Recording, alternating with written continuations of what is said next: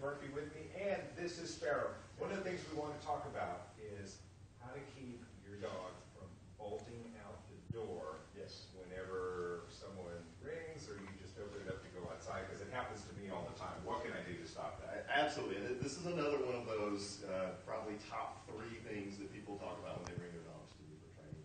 The jumping, the mouthing, and the bolting out the door. So we can do it in kind of a stepwise progression. Right? So step 1 is we'll start when there's nothing big going on outside, no squirrels, no cats, nothing that when we open the door, that there's a really good deal out there. Right. And we want to use a treat that's a high value treat, okay? Not milk bone, nice, something kind of meat.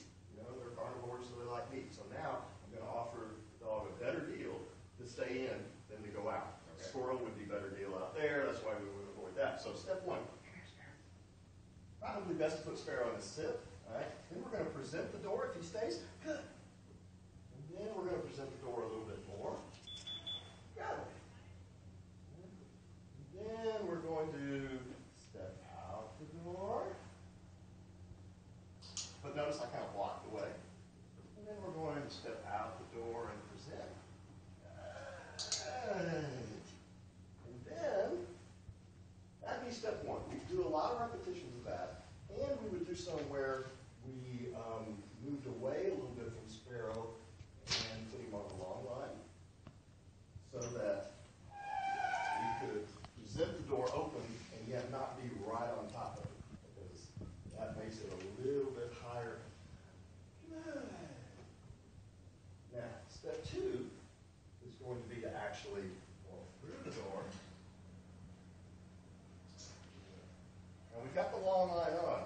The beauty of this is a 50-foot line. If Sparrow is to bolt out, all of that's going to unfurl behind him, and I just step on it, stop Sparrow, and bring him back in. Okay? So once he's got step 2, we would work further and further and further away. All right? Once he's got step 1 and step 2, if we've got someone else to help us, we can really kind of complete the process, which would be for someone like you to hold the line, walk completely out the door. Of course, this door has a closer on it, so it closes itself. But leave the door open and just walk away, walk out of sight just for a second. Click, treat, come back, treat.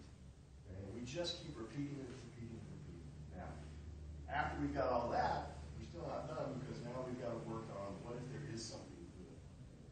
So if we can create something good out there, maybe borrow the neighbor's dog, or some distraction that's going to be high level. We've got the long line to catch him. If he goes out, we stop him. If he doesn't go out, we treat. So it's really just a process of trying to make Sparrow always be successful. How many times a day, once you start this, would you want to do it? A couple of sessions, because it's it's the repetition that really kind of ingrains. It is, and we need sort of, it's a little bit like weightlifting. We need sort of short sessions, but lots of repetition, lots of reps. Lots of reps, yes. So if we did, say, 10 repetitions and call that a day for a session, and by call that a day, I mean call that one session, if we could do about 3 or 4 sessions a day like that, we'd be well on our way. Honestly, within a week, we'd have a pretty sound dog. Good information. As always, Jeff Murphy, Thanks, Canine Country Club, and Sparrow, who was our willing contestant today, did really, really well. All right, well, let's go to Mike Iskovitz in